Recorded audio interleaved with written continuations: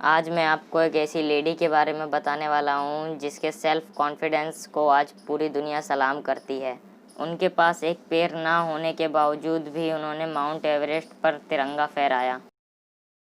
जी हाँ, मैं बात कर रहा हूँ अरुणिमा सिन्हा की। Let's begin the video. Arunima Sinha का जन्म सन 1988 में उत्तर प्रदेश के अम्बेडकर नगर में हुआ था, जहां अब वो 2012 से लेकर अब तक CISF में हेड कांस्टेबल के पोस्ट पर हैं। अरुणिमा सिन्हा का पहला गोल माउंट एवरेस्ट नहीं था, बल्कि भारतीय वॉलीबॉल टीम को इंटरनेशनल लेवल पर एक अलग पहचान दिलाना था। समय गुजरता गया और उन्होंने 12th पास कर कानून की डिग्री ली। सब कुछ अच्छा चल रहा था, लेकिन एक दिन 12 अप्रैल 2011 को लखनऊ से देहरादून जाते समय उनकी सोने की चेन खींचने के प्रयास में कुछ अपराधियों ने बरेली के निकट पद्मावती एक्सप्रेस से अरुणिमा सिन्हा को बाहर फेंक दिया और वह रात भर रेलवे ट्रैक पर पड़ी रहीं।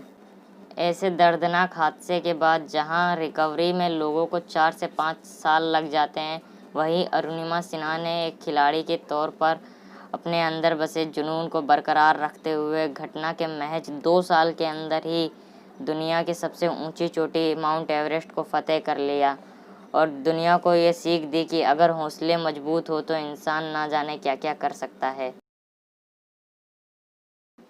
उन्होंने कहा था, मैं मदद के लिए चिल्ला रही थी, लेकिन आसपास कोई नहीं था जो मेरी मदद कर सकता। चूहे मेरे घायल पैर को कुतर रहे थे और सारी रात में दर्द से कहराती रही।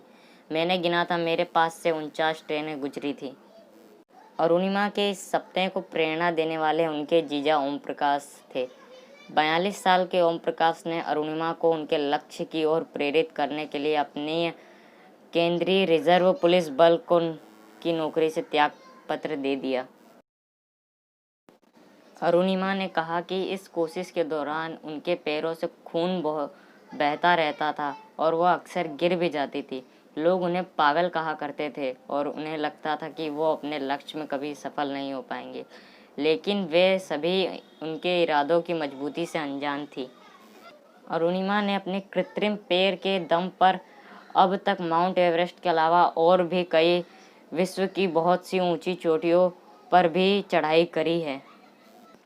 अरुणिमा दुनिया को सिर्फ यह बताना चाहती है कि अगर कोई शख्स लक्ष्य हासिल करने की जिद ठान ले तो उसे बाधाएं नहीं रोक सकती हैं।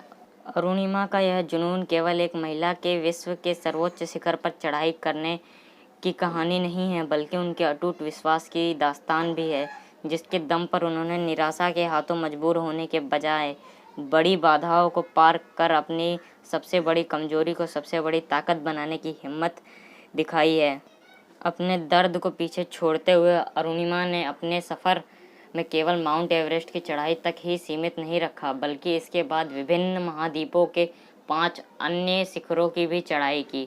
उनका लक्ष्य अब सबसे कठिन चुनौती अंटार्कटिका की सबसे ऊंची। अरुणिमा दुनिया के लिए एक मिसाल बन चुकी हैं। आज दुनिया उन्हें सलाम करती है। अरुणिमा की जिद ने उन्हें कामयाब बना दिया। क्या तुझ में भी कोई अपने सपनों के लिए ऐसी जिद है या कोई ऐसा पागलपन है? और जीवन में कोई प्रॉब्लम आए तो टूटना मत, क्योंकि इसी प्रॉब्लम में कुछ लोग खुद टूट जाते हैं और कुछ रिकॉर्ड तोड़ देते हैं। वीडियो पसंद आया तो ही वीडियो को लाइक करके चैनल को सब्सक्राइब करके जाना। मैं आपका दोस्त कॉन्कर द